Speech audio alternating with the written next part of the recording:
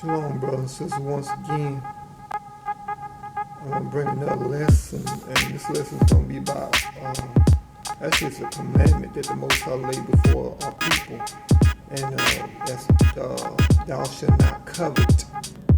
Thou shalt not covet. So go ahead and get your Bible so you can go through these scriptures with me so I can show you what thus said the Lord about coveting. I think that's C-O-V-E-T, covet. Okay. All right. So we're going to first go to Exodus 20. I'm going to start at verse 17. Exodus 20, verse 17.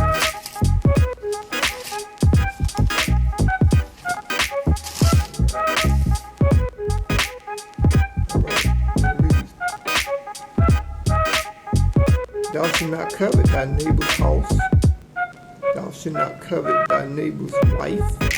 Thou shalt not covet his manservant, nor his maidservant, nor his ox, nor his donkey, nor anything that is thy neighbor's.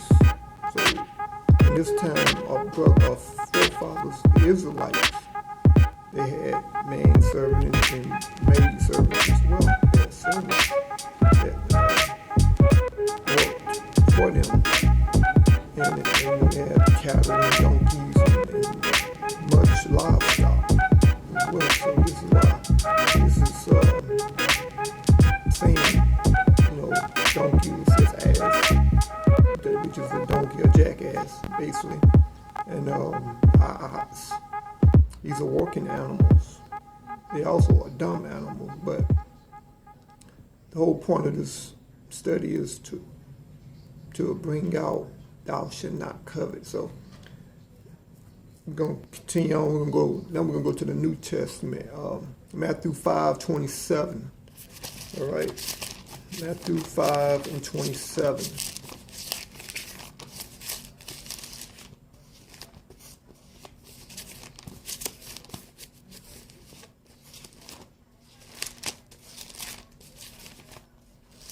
Matthew 5:27.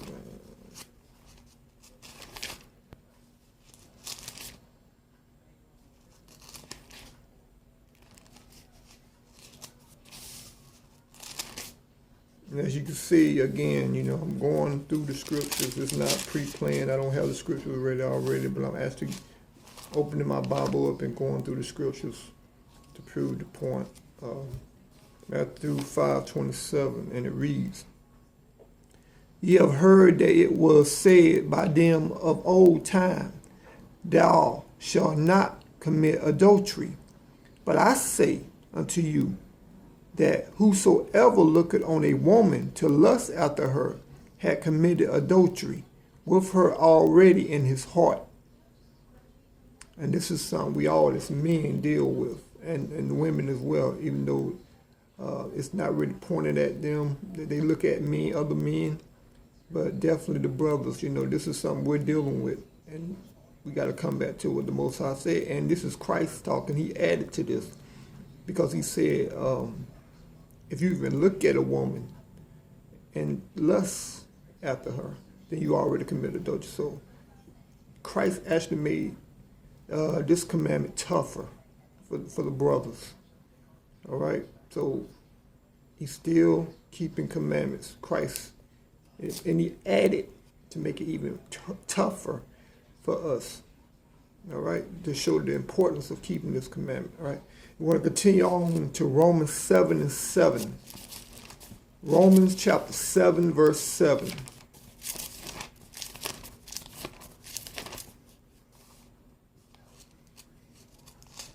All right, let's see here.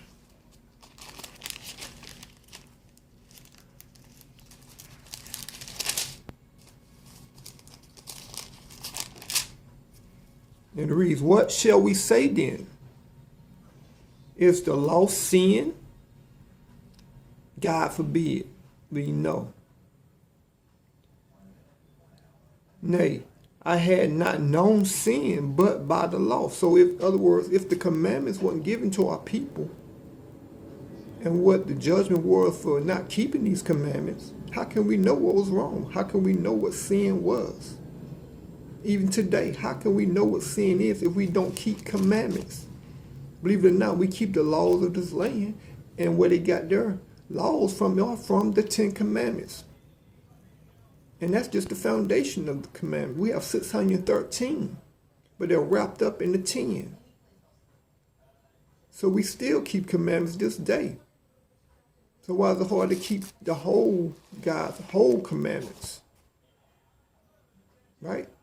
All right. And it reads, read it. What shall we say then? Is the law sin? God forbid. Nay, I say not.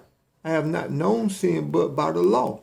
For I had not known lust, except the law had said, thou shalt not covet. But sin, taking occasion by the commandment, wrought in me all manner of concupiscence, which is basically sin. For without the law, sin was dead. See, we needed these commandments.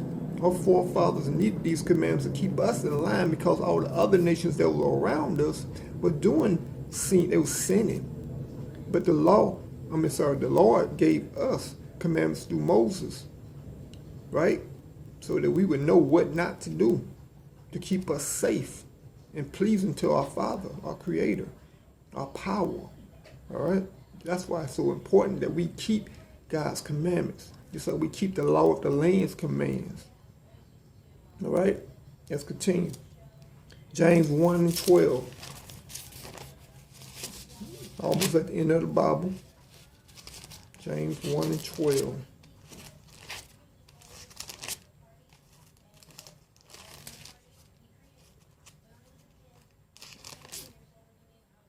And it reads,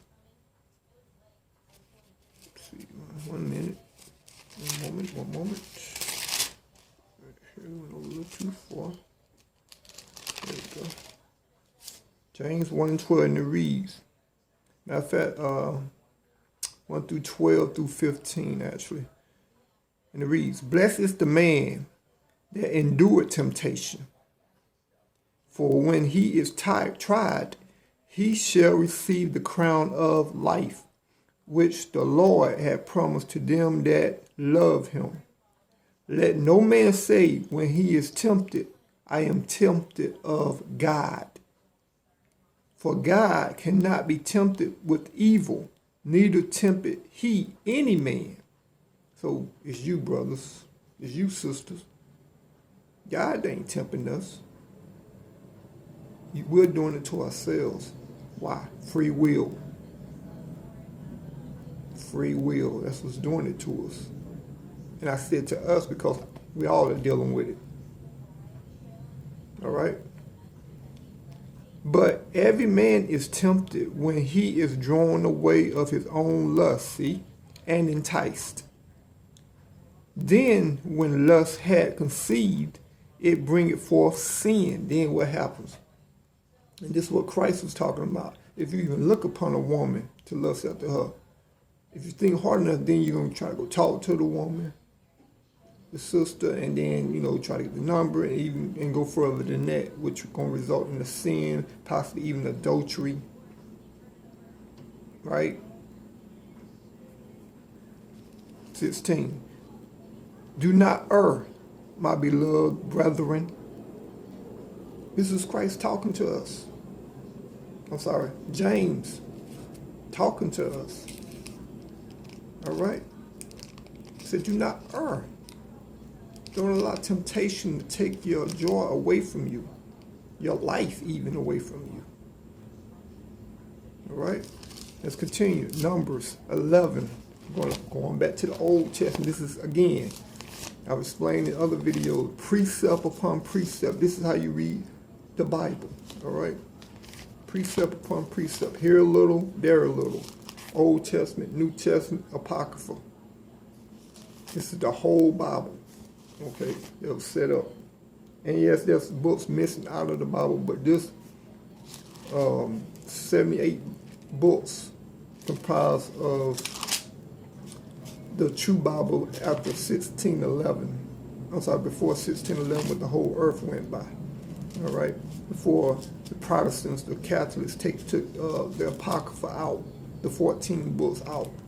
And again, it was many books taken out, but those books really made the whole Bible complete. For instance, there was a Greek captivity, but in the 66 books that they give people today, you go from Malachi being the last prophet of the Old Testament to a Roman captivity. But what happened to the Greek captivity? In the Apocrypha, in the book of Maccabees, it tells you that was the Greek captivity, the Maccabees, who are our people as well. All right? This is why, the Apocrypha is very important to us, even though a lot you want to take it out and say it's not a part of the Bible. But it actually was before 1611. All right? Now we want to go to Numbers 11.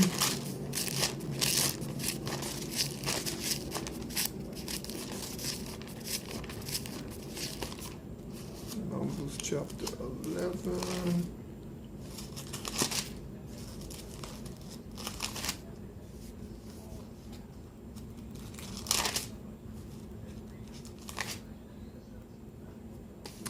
Okay. 1 through 6. Chapter 11, 1 through 6. All right, and it reads, "And when the people complained, it displeased the Lord. The Lord heard it, and his anger was kindled, and the fire of the Lord burned among them, and consumed them that were in the uttermost parts of the camp, And the people cried unto Moses. And when Moses prayed unto the Lord, the fire was quenched. And he called the name of that place Cherubah, because the fire of the Lord burnt among them." And what happens here?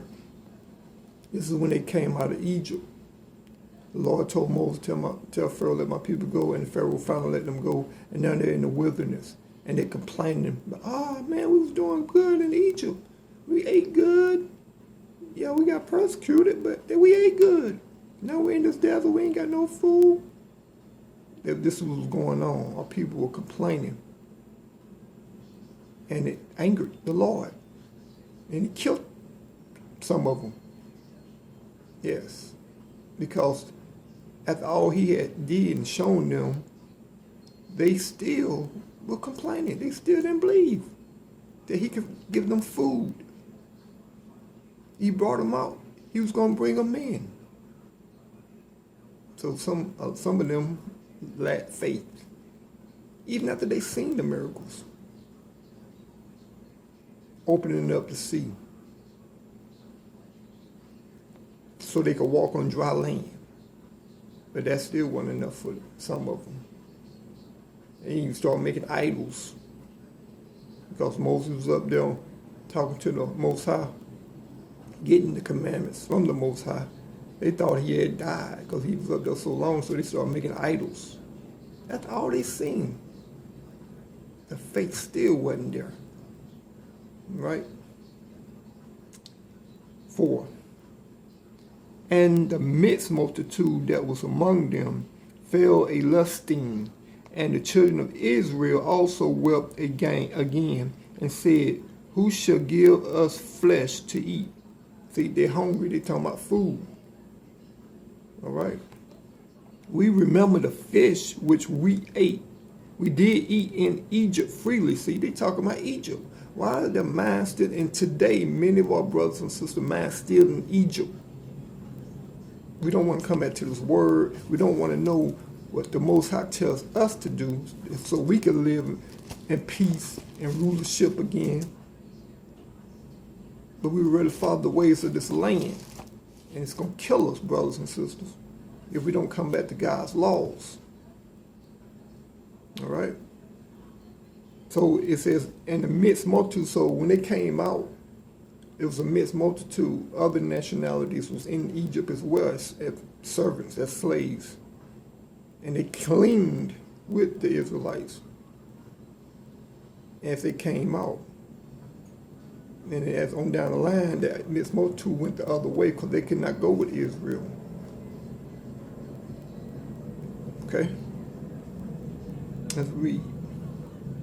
We remember the fish which we did eat in Egypt freely, the cucumbers and the melons and the leeks and the onions and the garlic, but now our soul is dried away.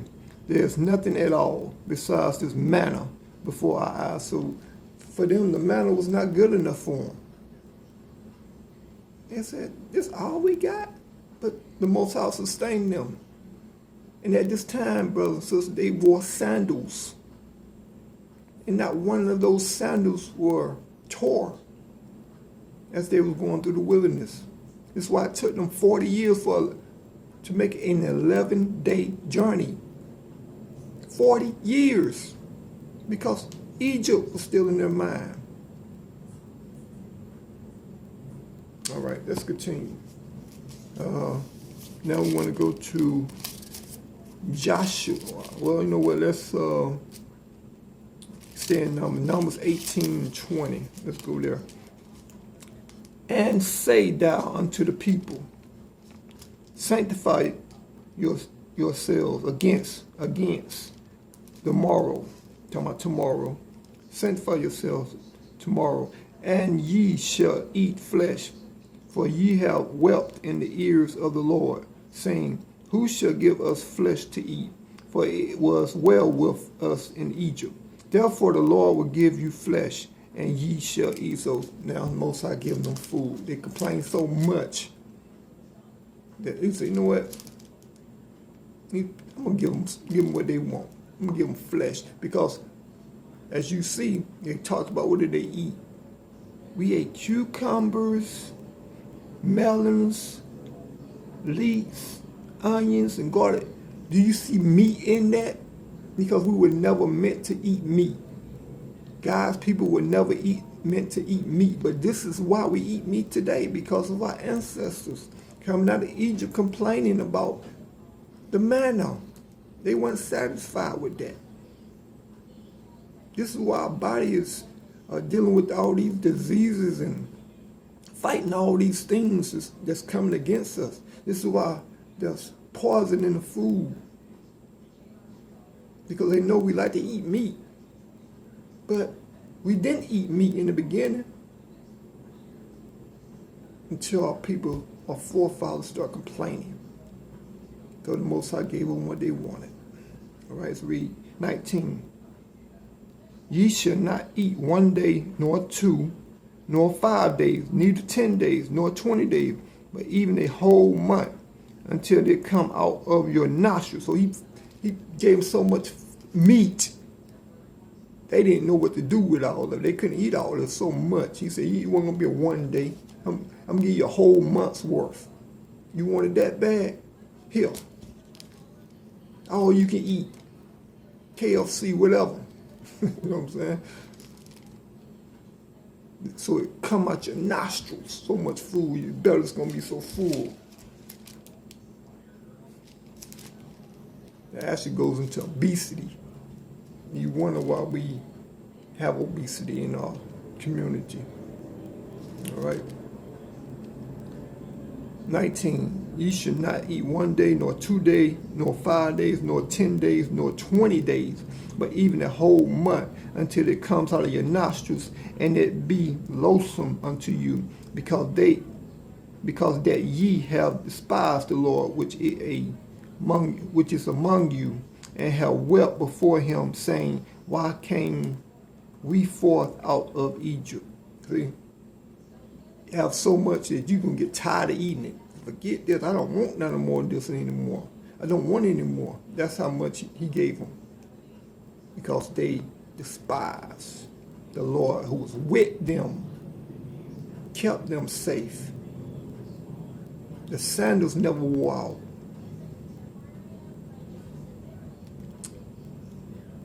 Our forefathers and us today. Nothing different. We are our forefathers and mothers. All right.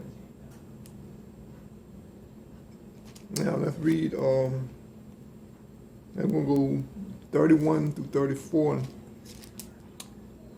And there went forth a wind from the Lord and brought quail from the sea. This is where they ate quail. Quail from the sea, and let them fall by the count. And it were a day's journey on this side, and as it were a day's journey on the other side, round about the count, and as it were 2 cubits high upon the face of the earth. And the people stood up all that day, and all that night, and all the next day, and they gathered the quail.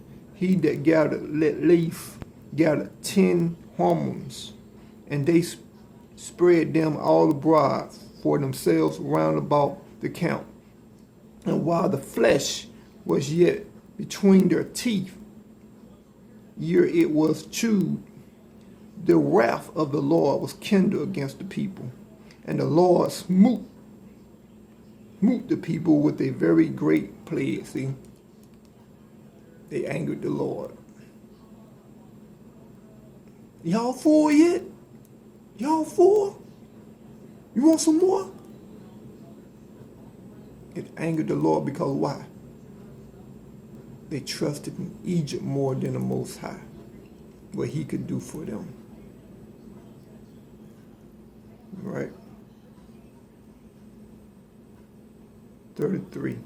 No, 34. And he called the name of that place Karat Hadroyah, because there they buried the people that lusted. And the people journeyed from Karat Hadroyah unto Hazarah, and abode in Hazarah.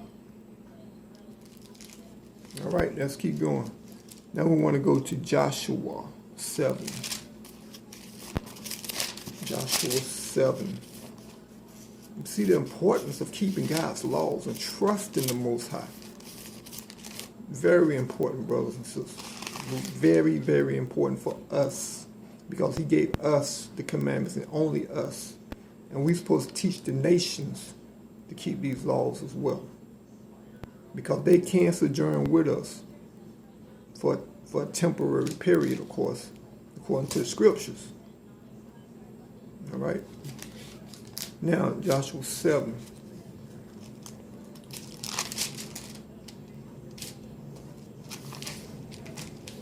Verse 1, and you're going to skip. All right. Verse 1. But the children of Israel committed a trespass in the accursed thing.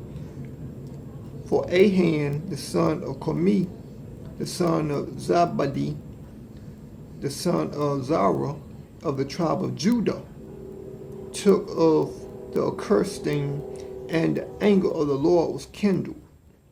18. We're going to jump a little bit. 19.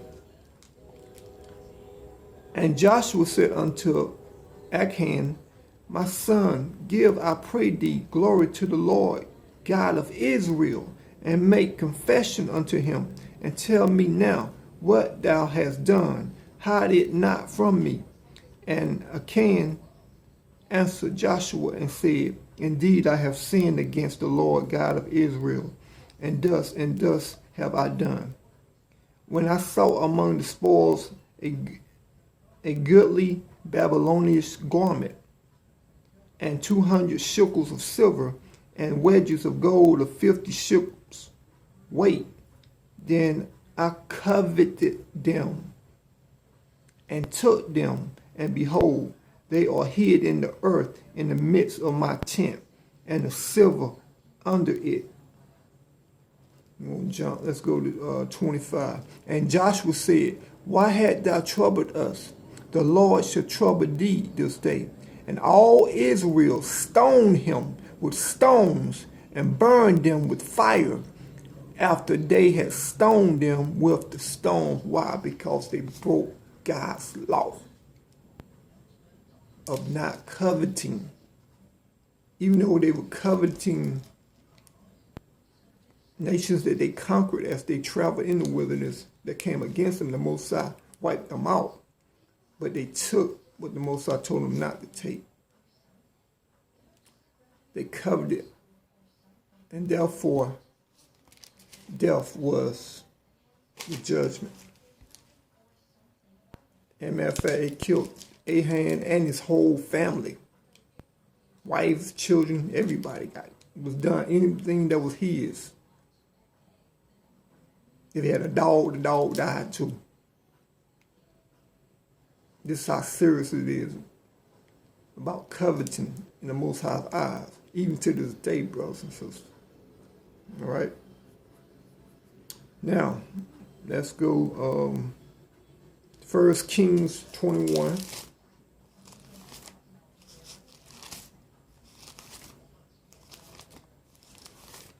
And I think I'm going to go ahead and wrap it up after that one,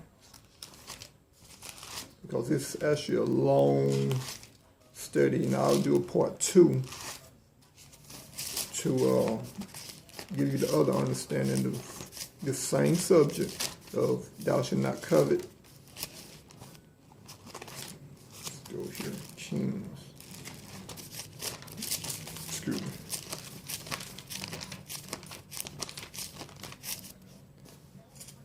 First Kings 21. And here. 21 and 1 through 10. And it reads, and it came to pass after these things that Nahab the Jezreelite had a vineyard which was in Jezreel hard by the palace of Ahab, king of Samaria. And Ahab spake unto Nahab, saying, give me thy vineyard, that I may have it for a garden of herbs, because it is near unto my house. And I will give thee for it a better vineyard than it.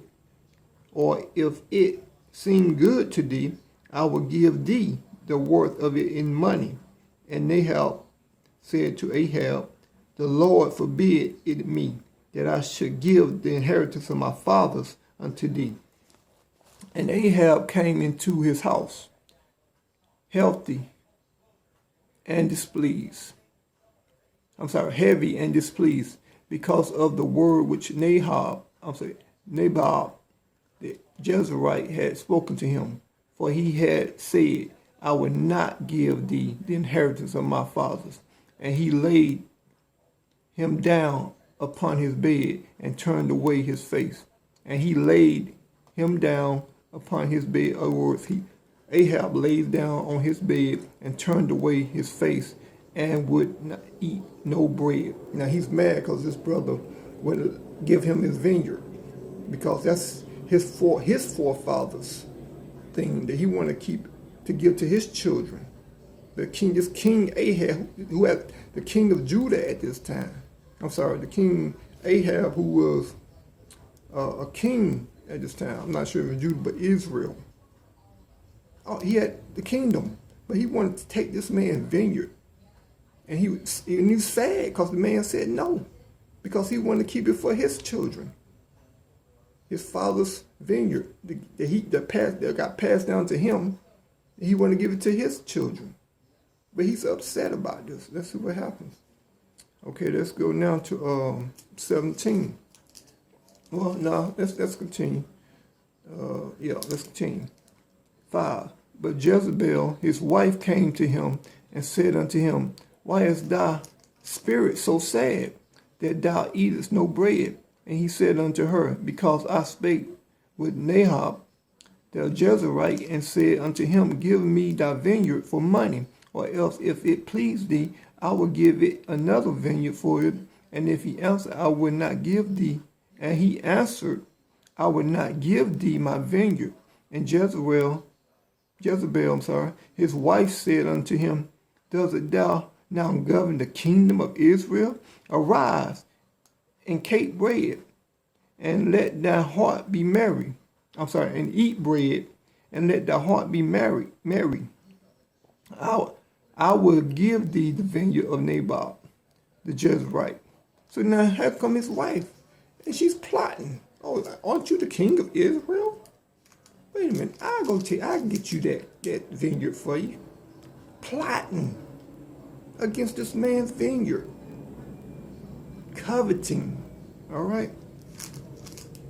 So she wrote letters to Ahab in Ahab's name, and sealed them with his seal, and sent the letter unto the elders and to the nobles that were in his city, dwelling with Nahab.